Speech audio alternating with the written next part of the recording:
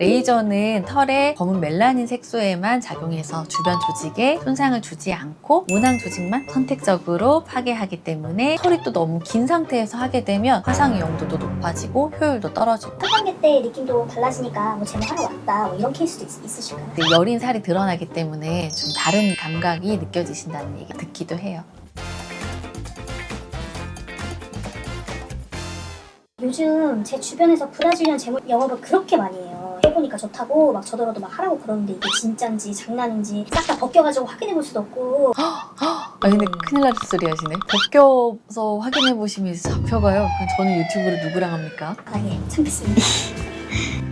안녕하세요. 1타3피의 산부인과 전문의 손윤경입니다. 최근에 브라질리언 제모 저희도 문의 정말 많이 들어오는데요. 위생 피부 관리하기가 편하다, 이런 이유 때문에 하실 거예요. 그런데 아픈가요? 관리 주기 몇 번이나 받아야 되는지, 하면 안 되는 사람, 하면 좋은 사람들에 대한 문의가 정말 많이 들어오거든요. 오늘 그거 정리해서 한번 알려드릴게요. 병원에서 하는 제모는 레이저를 가지고 하잖아요. 면도를 하거나 아니면 왁싱을 하거나 하면서 피부에 보호막이 벗겨져 나가면서 트러블이 잘 생기게 되는데요. 레이저는 털에 검은 멜라닌 색소에만 작용해서 주변 조직에 손상을 주지 않고 모낭 조직만 선택적으로 파괴하기 때문에 피부 트러블이나 통증을 최소화하고 제모 효율을 높여줄 수가 있어요. Y존 그 부분이 정말 아프잖아요. 근데 또 레이저는 색다르게 아프다라는 후기가 되게 많던데. 레이저 제모는 기기를 정말 많이 타거든요. 기기에 따라서 더 아프다는 기계들도 있고, 그리고 좀 덜 아픈 장비들도 있고, 횟수도 좀 많이 달라지는 것 같습니다. 저희 제모 장비가 BBL인데요. BBL 장비는 제가 써본 장비 중에서는 가장 아프지 않고 짧은 횟수 안에 제모를 맞춰줄 수 있는 도구 같아요. 저희 병원에서 이제 브라질리언 제모 하시는 경우에 5회 정도면 거진 마무리가 된다, 이렇게 설명을 드리고 있거든요. 그런데 주변에서 보면 저 10회 이상 했어요. 10번 이상 했는데도 아직도 털이 나요 하는 경우도 많이 있습니다. 자기에게 잘 맞는 효율적인 제모 장비를 찾아내는 것도 중요하고요. 적당한 에너지와 모발의 성장 주기에 따라서 적절한 시기를 맞춰서 받는 것도 중요해요. 하루 전에 면도하고 오시면 좀 더 도움이 된다, 이렇게 설명을 드립니다. 왜냐하면 쉐이빙이 안 돼 있는 경우에 저희 병원에서 면도를 해드리기는 하는데, 시술 직전에 면도를 하다 보면 피부 자극도 좀 더 될 수 있거든요. 털이 또 너무 긴 상태에서 하게 되면 에너지가 모근에 먹어야 되는데 털에 먹는 경우가 있어요. 화상 위험도도 높아지고 효율도 떨어지고 더 아파요. 시술 직전보다는 전날 하시는 게 트러블이 생긴 위험을 좀 줄여줄 수 있어요.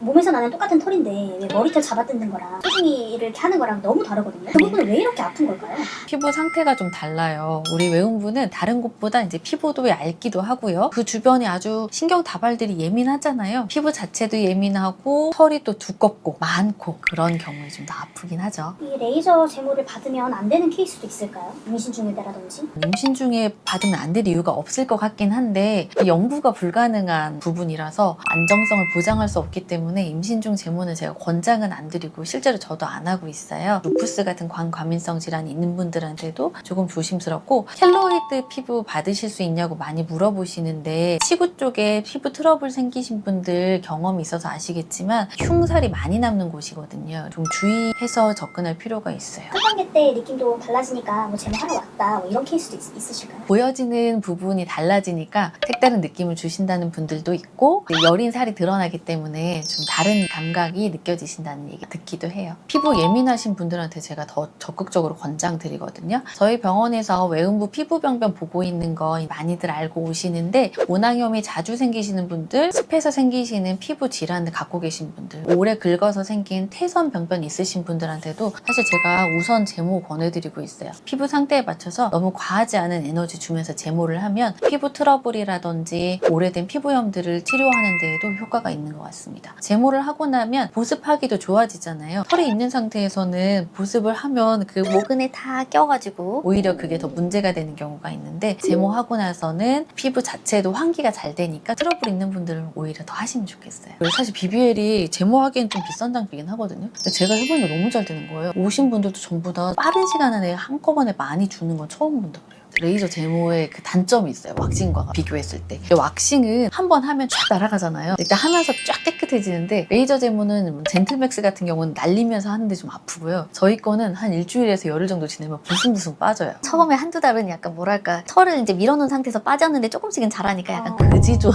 이렇게.